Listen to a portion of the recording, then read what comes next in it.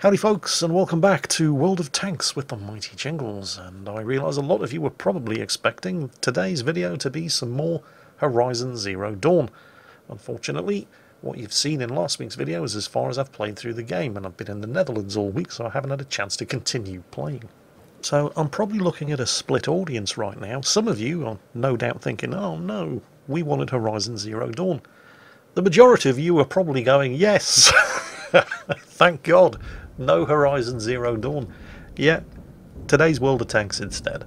And it's World of Tanks featuring the Progetto 46 from Italy, driven for us today by Bombraker. At least I hope that's how you pronounce his name.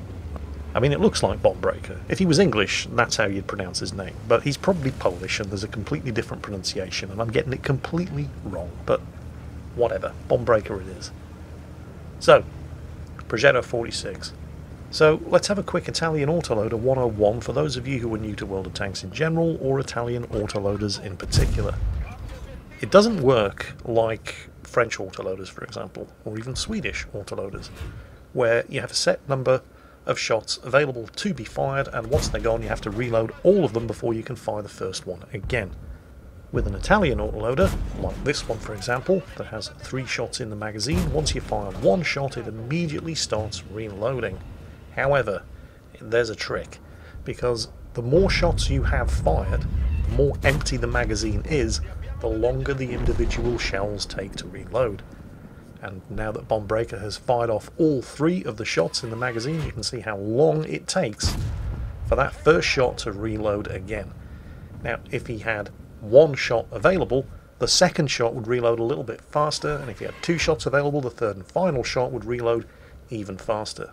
And you can see here, because he's holding his fire with 1 shot in the magazine, that second shot is reloading just that little bit faster than the first one did. And with the 2 shots, he's able to claim the kill.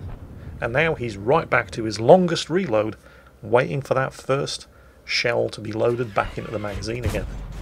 Just done some damage to the Emil, and he's kind of unlucky here. While he's waiting for that shot to reload, he spots a potential kill on the enemy Progetto, but fires just after the Progetto dies, and he's right back to waiting for that very slow reload of his first shell again. But the team do seem to have things under control over here in the woods on the eastern end of the map. The other end of the map, not so much. 2 shots loaded, nice quick reload for the third. Panther M10 spotted, first shot, yep, second shot, nope, pulled back behind the building. 1 shot remaining. Nothing to really use it on. Waits for the reload, second shot, reloaded. Waiting for the third, don't have to wait very long for the third. And there's the Emil. First shot misses, second shot misses, third shot, some damage. Kind of disappointing. It looked like one of those shots might have hit the gun barrel, but it was no damage. They've definitely got it under control over here on the eastern end of the map. I mean, they're running into some more opposition, but the enemy team are basically just reinforcing failure over there. Over here on the western end of the map, however, it's just about the complete opposite. Although, it's not quite a case of reinforcing failure by heading over here, because there are still enough of them left alive. If he can get over here quickly and make a difference, well, it should be enough to make a difference. And providing he can take care of that, he's going to be able to get around behind those enemy tanks. And he's got all 3 shots loaded. There's 1. Okay, he got spotted, but a kill is a kill. 1 shot remaining. Nobody else down there to the south that he's aware of. Although there are a lot more enemy tanks up here than he probably anticipated, but there's 1 less. And he should now be behind all of these guys. Uh-oh. Oh, that's a big tank. You don't want to get hit by that. But he is a 1-shot kill. The question is, yeah, you've got to go for it. You can't afford to sit here on the ridgeline spotted, just getting shot at. So, goes for the snipe on the hatch, but the artillery is battering him, and oh, there's a KV-2 over there. No. And, yeah, there were a lot more enemy tanks over on this flank than we at first realised, and I think we're very much into a case of reinforcing failure now. It would be nice to try to keep the 50 TP alive, but it's probably better to do it from a position of safety rather than sitting exposed on top of the ridge up there, so it's time to DD Mao and get the hell out of here.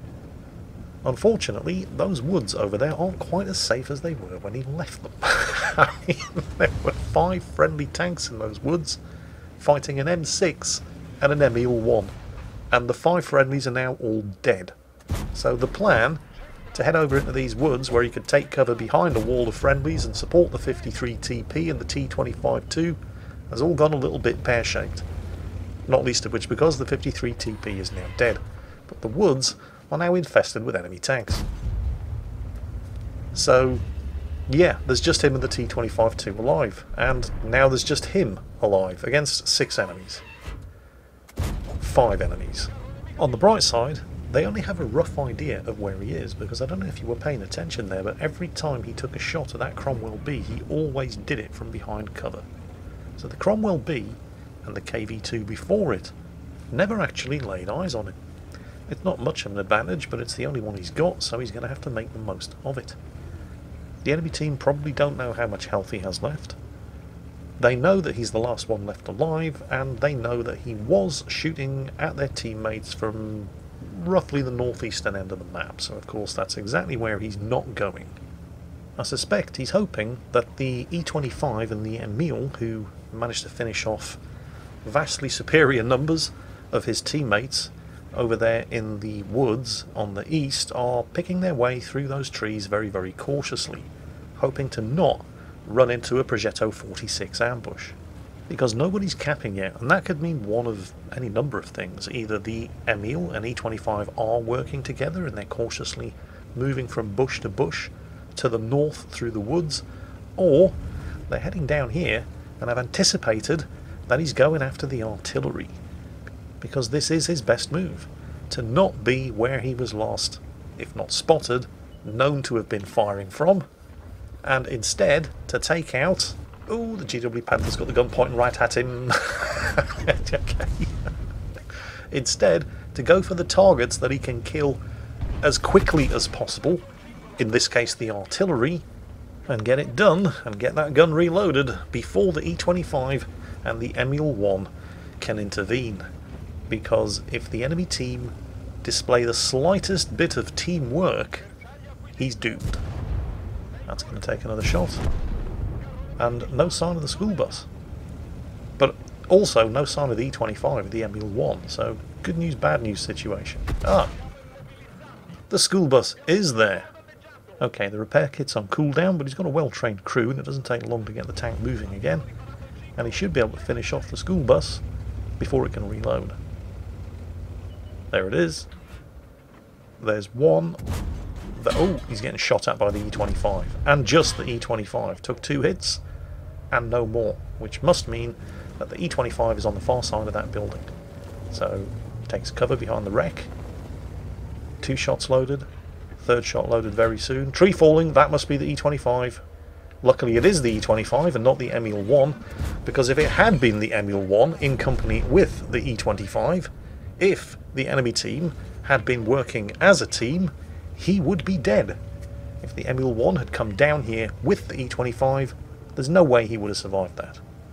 On the other hand, if the E25 had left the artillery to their fate and had capped with the MEL-1, because that's what he's doing all the way up at the other end of the map, there is no way that Bombraker would have made it back in time to reset the cap.